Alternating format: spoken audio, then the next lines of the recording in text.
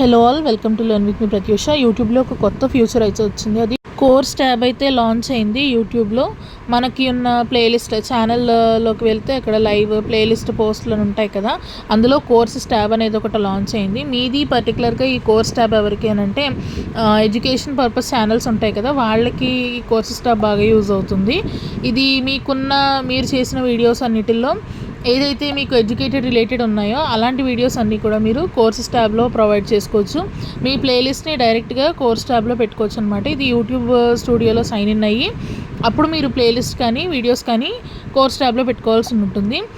మీరు ఒక course add చేయాలి అని అంటే మినిమం అందులో 3 వీడియోస్ అయితే ఉండాలి.